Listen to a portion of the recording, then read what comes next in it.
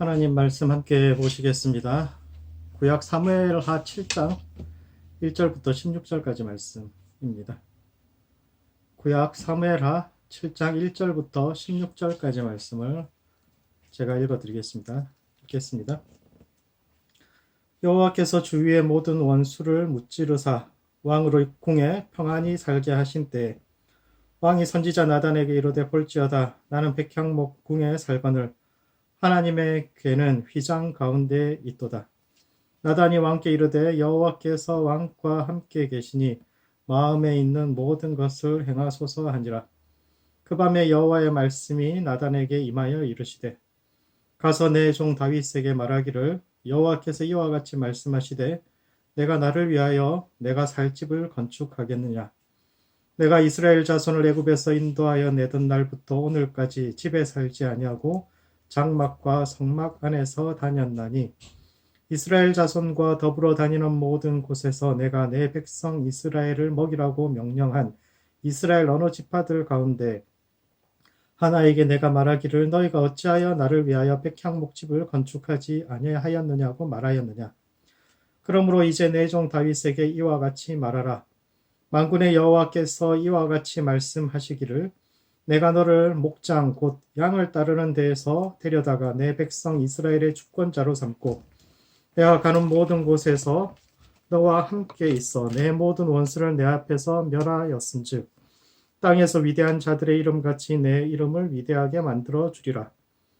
내가 또 내 백성 이스라엘을 위하여 한 곳을 정하여 그를 심고 그를 거주하게 하고 다시 옮기지 못하게 하며 악한 종류로 전과 같이 그들을 해하지 못하게 하여 전에 내가 사사에게 명령하여 내 백성 이스라엘을 다스리던 때와 같지 아니하게 하고 너를 모든 원수에게서 벗어나 편히 쉬게 하리라. 여호와가 또 내게 이르노니 여호와가 너를 위하여 집을 짓고 내 수완이 차서 내 조상들과 함께 누울 때 내가 내 몸에서 날 내 씨를 내 뒤에 세워 그의 나라를 견고하게 하리라. 그는 내 이름을 위하여 집을 건축할 것이요 나는 그의 나라 왕위를 영원히 견고하게 하리라. 나는 그에게서 아버지가 되고 그는 내게 아들이 되리니 그가 만일 죄를 범하면 내가 사람의 매와 인생의 채찍으로 징계하려니와 내가 내 앞에서 물러나게 한 사울에게서 내 은총을 빼앗은 것처럼 그에게서 빼앗지는 아니하리라. 내 집과 내 나라가 내 앞에서 영원히 보존되고 내 왕위가 영원히 견고하리라 하셨다 하라. 아멘. 다윗이 어느 날 나단에게 성전을 짓고 싶다고 이야기합니다. 자기는 편하고 아름다운 궁전에 사는데 하나님은 좁고 허름한 천막에 사는 것이 마음이 불편해서 그분께 어울리는 화려하고 아름다운 그 건축물을 성전을 짓겠다고 말합니다. 그러면서 하나님의 뜻을 한번 여쭤봐 달라고 이야기하지만 사실은 형식적인 요청이요. 당연히 하나님께서 그것을 허락하실 것이라고 생각했습니다. 그러나 하나님은 다윗에게 너는 내 집을 지을 자격이 없으며 다윗이 하나님의 집을 지어드리는 것이 아니라 내가 너의 집을 지어주는 것이다 라고 말씀하셨는데 왜 하나님은 다윗의 제안을 거절하셨을까요? 그리고 하나님은 비록 다윗의 제안은 거절하셨지만 그의 마음은 받아들여서 그의 아들 때에 결국 성전을 짓게 하셨고 그의 나라가 영원히 보존되리라는 약속을 주셨는데 이 말씀이 오늘을 살아가는 우리의 삶과 신앙에 던지는 의미가 무엇인지에 대해 함께 생각해 보는 시간을 갖도록 하겠습니다. 첫 번째, 자신의 인생을 사랑하는 것이 하나님을 사랑하는 것입니다.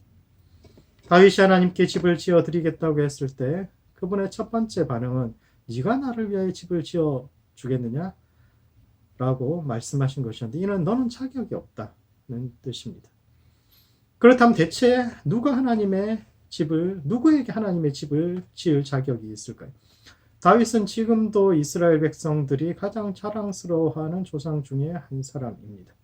현재 이스라엘 국기는 다윗의 별이라고 하는데 이는 지금도 사람들이 그의 후손 중에서 메시아가 올 것이라고 기대하면서 기다리는 그런 위대한 인물이죠. 그런데 그런 다윗에게도 자격이 없다면 대체 누구에게 그런 자격이 있다는 것일까요? 이는 첫 번째, 세상의 위대함과 하나님의 위대함은 다르고 또 하나님을 사랑하는 올바른 방식이 따로 있음을 보여주고 있습니다. 다윗은 성전을 지음으로 하나님을 향한 사랑을, 자기가 하나님 사랑한다는 것을 그렇게 성전을 지어 드리는 것으로 표현하려고 했는데 대개 사람들이 이렇게 합니다.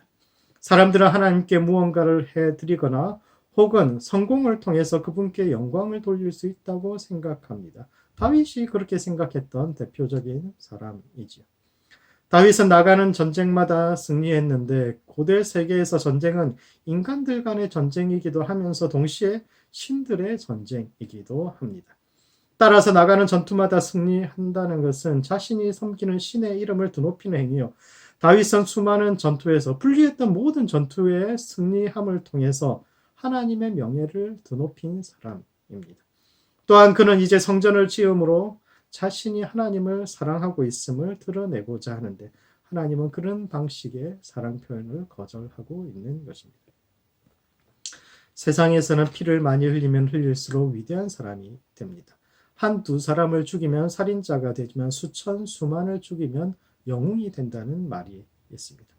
지금도 어떤 분야에서든지 성공하려면 수단 방법 가리지 않고 경쟁자들을 확실히 짓밟는 사람이 주로 성공하고 잘 됩니다. 이상하게 그렇게 나쁜 사람들이 잘 되는 것이 이 세상입니다. 다윗은 세상에서 그렇게 성공했던 그들의 절정, 그들의 정점에 서 있었던 인물이요. 그는 그 자신의 성공의 증표를 가지고 하나님께 나아갔는데 그런 다윗에게 하나님은 자격이 없다라고 말씀하시는 것입니다. 오히려 하나님은 다윗이 아닌 그의 아들 솔로몬을 통해 성전을 지으리라고 말씀하셨는데 이는 아무것도 아닌 존재로 빈 마음으로 하나님께 나아가야 함을 이야기하는 것입니다. 지금이야 시간이 지나고 나니까 솔로몬이 다윗과 버금가는 위대한 군주로 사람들이 기억하고 있지만 원래 솔로몬은 아주 보잘것없는 그런 존재입니다. 나단이 이 예언을 할 때까지만 해도 솔로몬이 왕이 될 가능성은 별로 크지 않았습니다. 그는 개인적으로는 굉장히 똑똑하고 지혜가 많은 사람으로 알려졌지만 그 어머니가 남편을 버리고 다윗과 불륜을 저질렀던 밧세바였기 때문에 백성들의 미움을 많이 받았고 그래서 솔로몬도 함께 미움을 받았죠. 다른 형들은 모두 외국 왕가이거나 지방에 유력한 가문 출신인데 솔로몬은 그 외가가 자신에게 도움이 되기보다 오히려 그 어머니가 백성의 미움을 받고 있기 때문에 그 자식까지도 왕이 될 가능성이 거의 없었는데 하나님은 그런 일을 왕으로 세우시고 또 그를 통해서 성전을 짓겠다고 그를 통해서 하나님이 백성들을 만나주겠다고 그렇게 말씀하셨는데 이는 우리가 자신의 공로로 하나님께 나아가는 것이 아니라 은혜로 나아가는 것임을 다시 한번 상기시킵니다. 다윗은 굉장히 성공한 사람이고 자신의 그 성공을 가지고 하나님 앞에 나아가서 하나님께 뭔가를 해드리고 그런 식으로 하나님 앞에 나아갔는데 하나님 그것이 아니라 너의 가장 보잘것없는 그 솔로몬이 성전을 짓게 될 것이다 이야기했는데 이는 우리가 성공하고 잘 나아갈 때 나의 어떠함을 가지고 하나님 앞에 나아가는 것이 아니라 내가 그분의 이름을 높이고 내가 뭔가 성공해가지고 그분의 이름을 높이고 그분의 집을 지어드리는 방식이 아니라 그분이 우리의 집을 지어주시는 방식 그분의 은혜 때문에 우리가 하나님 앞에 나아가는 것임을 다시 한번 이야기하고 있습니다. 두 번째 그런 점에서 하나님을 사랑한다는 것은 자신에게 주어진 것을 온전히 받아들이고 사랑하는 것입니다. 하나님은 당신의 집을 지어드리겠다는 다윗에게 내가 너를 양치기 위해서 내 백성 이스라엘의 주권자로 삼았다는 사실을 잊지 말라고 말씀하셨는데 이는 너 요즘 좀 교만한 것 같다. 조심해라. 이런 뜻이 아니라 내 자신을 그리고 너의 과거를 부끄러워하지 말라는 뜻입니다. 다윗은 자수성가한 사람입니다. 그런 목자에서 왕이 되었는데 이는 가장 낮은 자리에서 가장 높은 자리까지 올라간 겁니다. 양치기는 양을 치는데 특별한 기술이 필요하지 않기 때문에 어린아이나 여자아이들도 할 수 있는 일이 양치기이죠. 그리고 늑대와 양치기 이야기에서 보여지듯이 그들은 거짓말을 밥 먹듯이 하는 존재요. 그 시대의 양치기에 되게 부도덕한 사람들로 여겨져 왔습니다. 그런데 다윗은 그 하층민 중의 하층민에서 왕이라는 가장 존귀한 자리까지 올라간 입지전적인 인물이며 개천에서 용이 난 대표적인 경우입니다. 그러나 그런 다윗이 뭐 개천에서 용이 돼서 뭐 용들의 세계로 들어갔는데 다윗이 진짜 용들의 세계에서는 어떻게 받아들여졌을까요? 우리는 다윗을 대단히 뛰어난 인물이라고 우러러보고 자식들에게 너도 저런 사람, 너도 열심히 하면 저렇게 될 수 있다고, 다윗같이 되라고 그렇게 이야기하지만 정작 그렇게 개천에서 승천해서 용들의 세계에 올라간 다윗은 어땠을까요? 하나님의 언약궤가 성전에 들어오던 날 다윗은 너무 기뻐서 백성들과 함께 춤을 추었습니다. 축제 때는 의뢰의 백성들이 함께 모여서 노래 부르고 춤추며 노는데 오랜만에 다윗도 백성들과 함께 그렇게 어울렸지요. 그러나 다음날 그에게 돌아온 것은 왕이 채신머리 없이 백성들 앞에서 몸을 드러내고 천박하게 춤이나 추느냐는 아내의 차가운 냉소였습니다. 원래 높은 세계에 사는 사람들은 함부로 자신을 드러내지 않습니다. 몸이든 감정이든 다 드러내지 않고 우아하게 돌려서 뭐 드러내는 듯 마는 듯 그렇게 표현할 줄 알아야 합니다. 마음에 들지 않아도 웃고 그때그때 필요한 가면을 쓰고 살 줄 알아야 되는데 그런 사람들의 세계에서 다윗은 자기 감정이 너무너무 솔직한 다윗은 이단아 같은 존재. 우리는 다윗을 서민적이라고 백성들과 가까운 지도자라고 좋아하지만 그들 사이에서 다윗은 결국 뭐 출신을 속일 수 없는 그래서 함께 어울리기도 뭐 힘든 뭐 천박한 존재 이런 생각들이 있었던 거죠. 그리고 다윗도 어느새 자신의 과거를 부끄럽게 생각하기 시작합니다.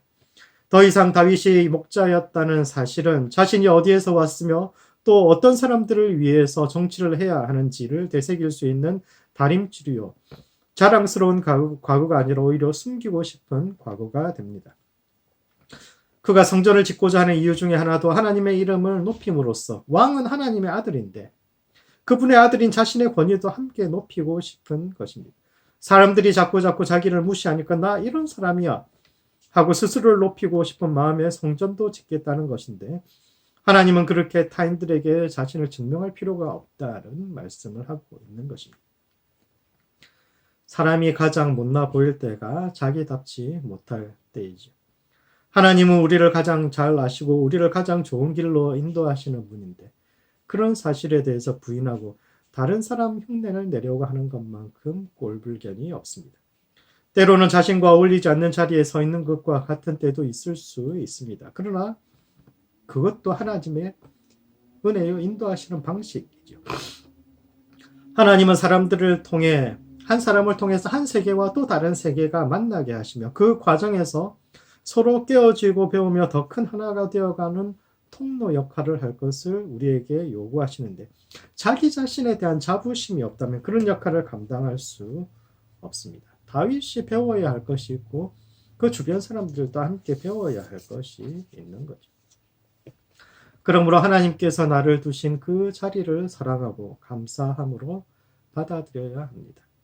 하나님을 위해 무언가를 해드리기 전에 뭐 그렇게 그런 것은 하나님께 뭔가를 드리고 뭘 하나님 위해서 위대한 일을 그렇게 그런 걸 통해서 하나님을 향한 사랑을 표현하는 것이 아니라 주어진 내 인생을 열심히 살아가는 것 감사함으로 받아들이는 것이야말로 진정으로 하나님 사랑의 첫 출발점이 됩니다.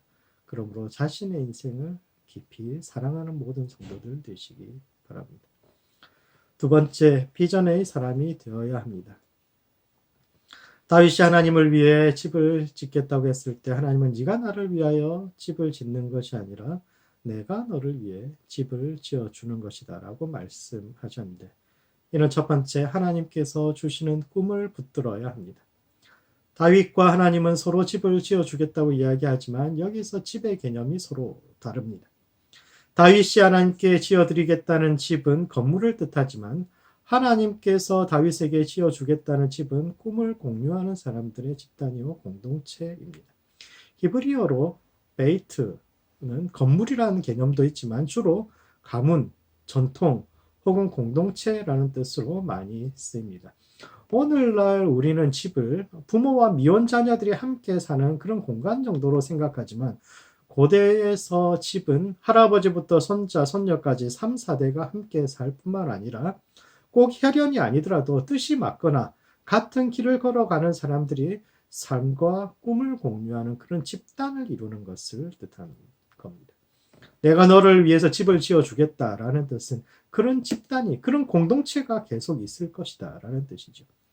그런 점에서 하나님께서 다윗에게 지어주시겠다는 그 집은 하나님의 꿈을 공유하는 공동체가 계속될 것이라는 뜻입니다.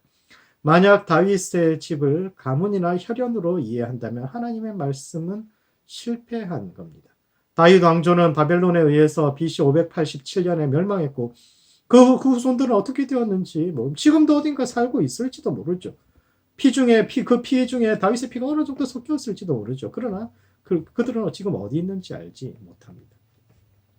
그러나 다윗의 집을 그 혈연, 가문이 아니라 꿈을 가진 공동체라고 한다면 그 비전은 지금도 계속되고 있습니다.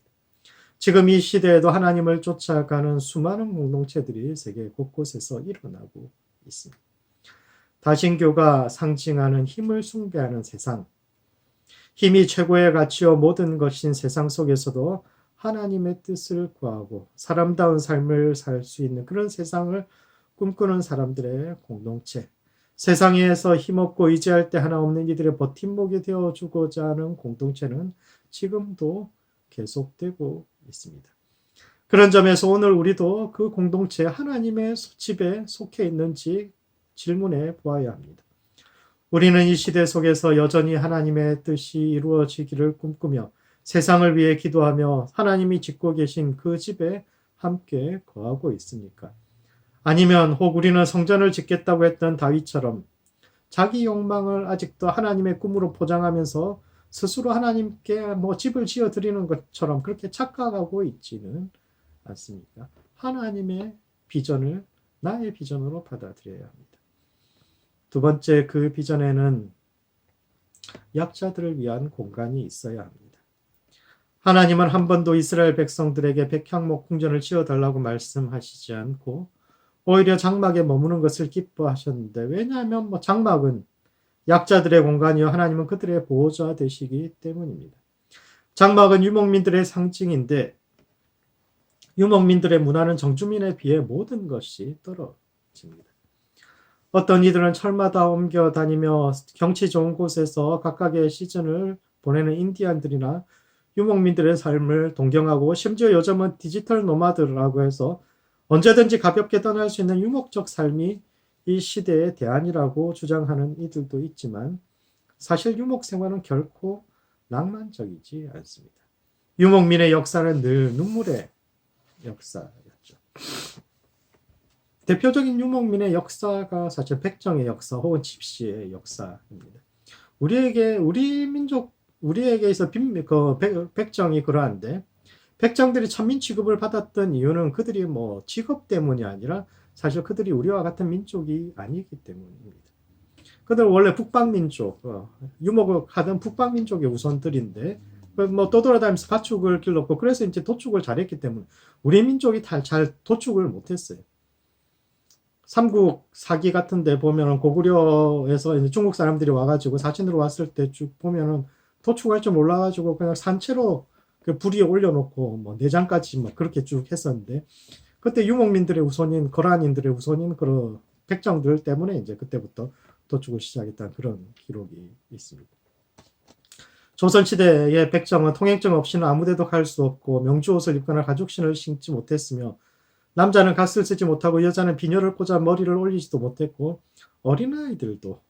조그만 어린아이들도 그 백정 어른들한테 노인들에게까지 반말을 했죠. 그들은 호적도 따로 만들고 특정 지역에 모여 살아야 했으며 온갖 차별을 받아야 했습니다. 물론 조선시대까지도 여러 번 그들을 양민으로 만들려는 시도들도 있었습니다. 양민의 수를 늘려야 세금도 걷고 국방도 튼튼히 할 수 있으니까 땅도 주고 인센티브도 주면서 정착을 유도하긴 했지만 그럼에도 불구하고 수백 년이 넘도록 그들은 늘 겉돌았는데 왜냐하면 그들 입장에서 생각하지 않았기 때문이죠. 유목민들은 근본적으로 자유로운 존재들.